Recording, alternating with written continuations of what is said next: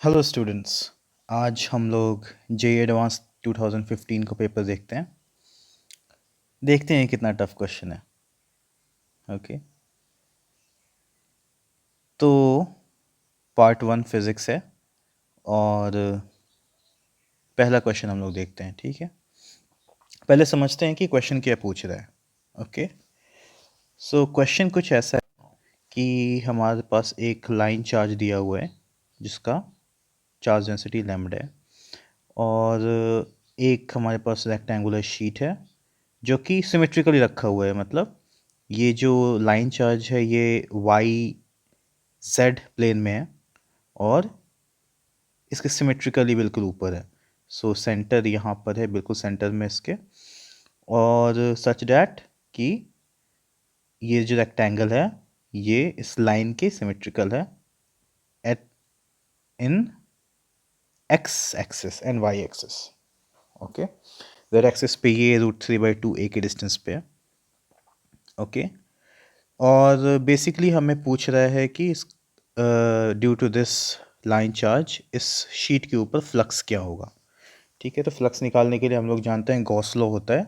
सो Gauss law Gaussian surface के लिए होता है। गॉसियन सरफेस इक्विपोटेंशियल सरफेस है, जो कि ये नहीं है। ये जो है हमारा, ये इक्विपोटेंशियल सरफेस नहीं है। ठीक है, तो लेट्स ट्राई समथिंग, देखते हैं कैसे सॉल्व किया जा सकता है।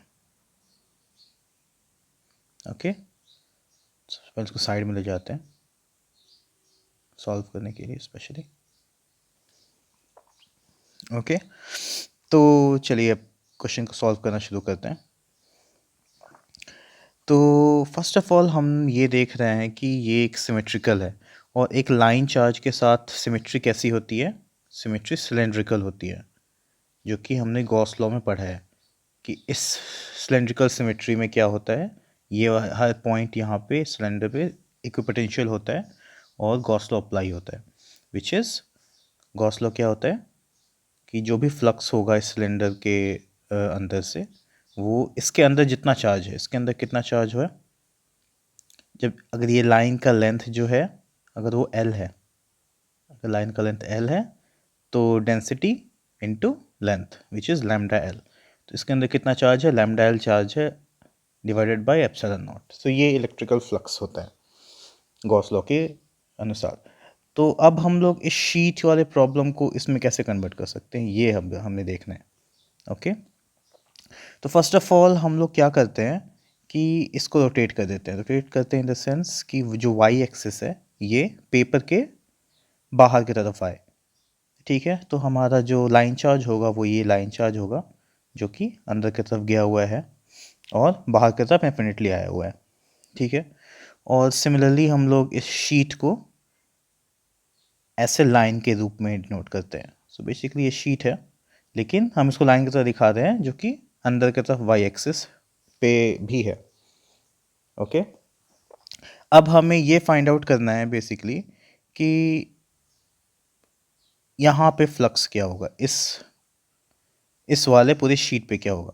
अब हमें पता है कि जो फ्लक्स है वो सिलेंडर के अराउंड क्या होता है। तो अब हम ट्राई करते हैं एक सिलेंडर ड्रॉ करने का।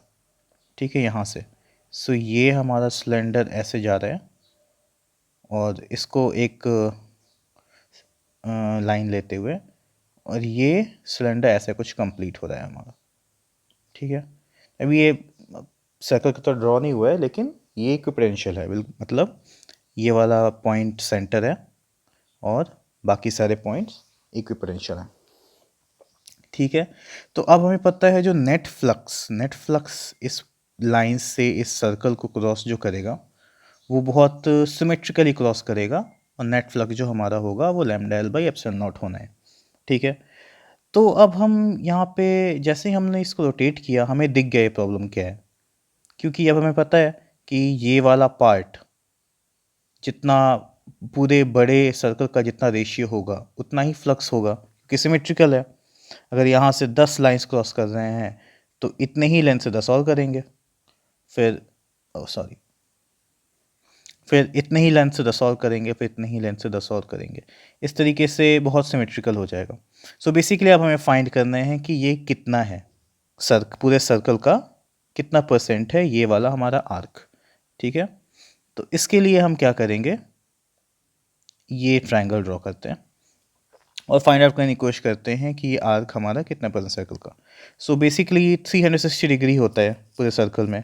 अभी ये जितना डिग्री होगा उतना परसेंट होगा, उतना से डिवाइड कर देंगे तो हमारा फ्लक्स आ जाएगा, ठीक है।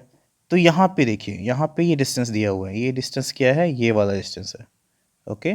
सो ये डिस्टेंस है √3/2a, so this distance is √3/2a, ठीक है। और ये वाला डिस्टेंस क्या है हमारा, ये वाला distance is this distance, you get it. थोड़ा सा आप इमेजिन करने की देरी है, तो आपको ऐसे लगेगा कि जैसे ही इसको आप घुमाओगे तो ये वाला जो डिस्टेंस है, ओ सॉरी, दिस डिस्टेंस, ये वाला, क्योंकि आप इसको वाई डायरेक्शन में घुमा रहे हो इसलिए ये वाला डिस्टेंस आएगा। So this distance is this distance, okay, ठीक है। सो ये हमारा डिस्टेंस क्या है, ये पूरा अगर a है तो ये हाफ होगा उसका, यानी कि ये वाला होगा, ये वाला डिस्टेंस होगा a/2, ओके। तो अब हमें दिख गया ये वाला डिस्टेंस √3/2 है, ये वाला डिस्टेंस a/2 है। सो इस एंगल के लिए tan थीटा क्या होगा, 1/2 divide by √3/2 which is 1/√3। So tan theta हुआ 1/√3।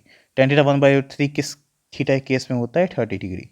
सो ये एंगल हमारा 30 डिग्री है, ये 30 हुआ सिमेट्रिकली, ये एंगल भी 30 डिग्री हो गया, ओके। सो मतलब नेट एंगल हमारे पास आ गया 60 डिग्री। सो 360 डिग्री के लिए हमारे पास फाई है, तो 60 डिग्री के लिए बेसिकली 5/6 होगा। क्यों, 5 into 60/360 which is 5/6। So basically 5/6 जो होगा हमारा यहाँ से जाने वाला नेट फ्लक्स होगा, okay. So our answer will be, जो हमारा फाई डैश होगा वो λL/6 एप्सिलॉन नॉट। सो ये हमारा मेन आंसर हो गया which is λL/6 epsilon not.